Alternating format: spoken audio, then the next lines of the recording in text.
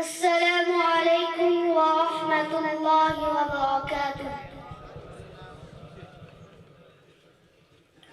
أعوذ بالله من الشيطان الرجيم. بسم الله الرحمن الرحيم.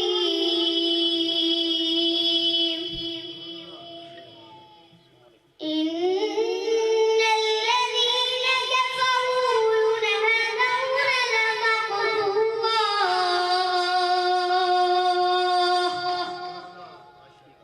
ينادون لمقت الله أكبر من مقتكم أنفسكم إذ تدعون إلى الإيمان فتكفرون. قالوا ربنا أمتنا اثنتين وأحييتنا اثنتين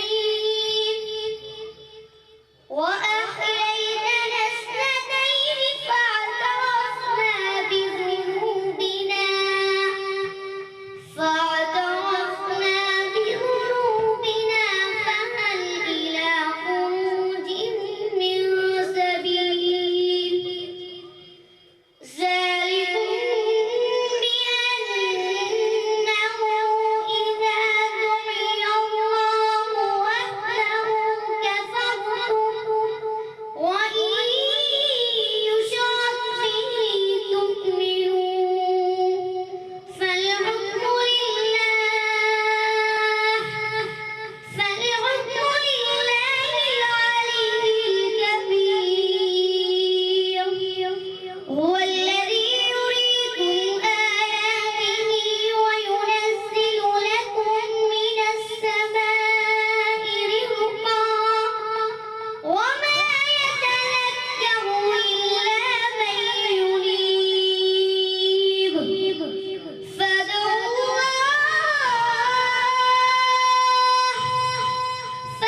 الله مخلصين له الدين ولو كره الكافرون.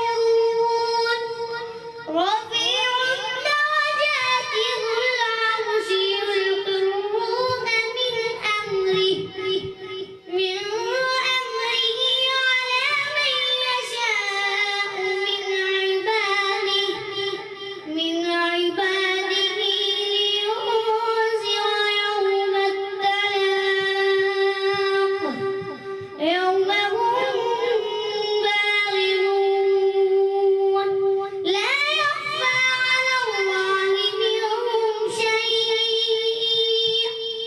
لمن الملك اليوم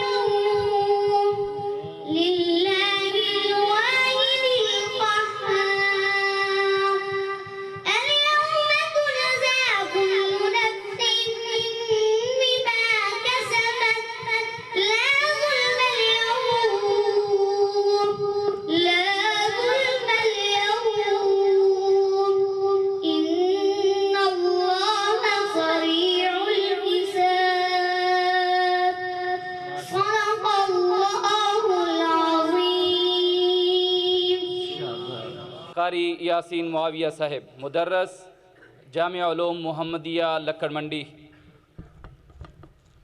यासीन मुआविया साहिब की जो है वो एजाज़ के अंदर उनको हार पहनाएंगे कारी इस्माइल अतीक साहिब।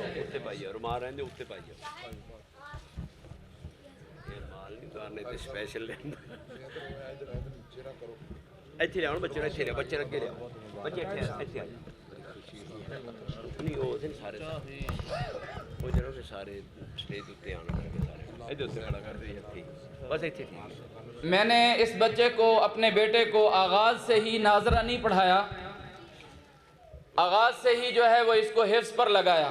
माशाअल्लाह। तो प्राइमरी से पहले इसने 12 पारे हिफ्ज़ किए और प्राइमरी के बाद से लेकर अब तक इसने 7 महीने लगाए हैं।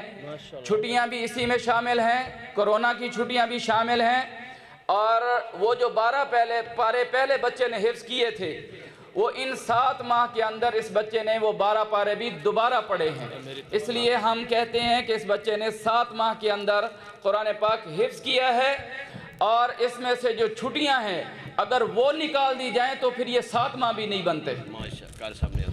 कारी अब्दुल्ला तैयब साहब की तरफ से अहसनुल बयान तफसीर जो है वो गिफ्ट कर रहे हैं कारी अब्दुल्ला तैयब साहब। जज़ाकल्लाह।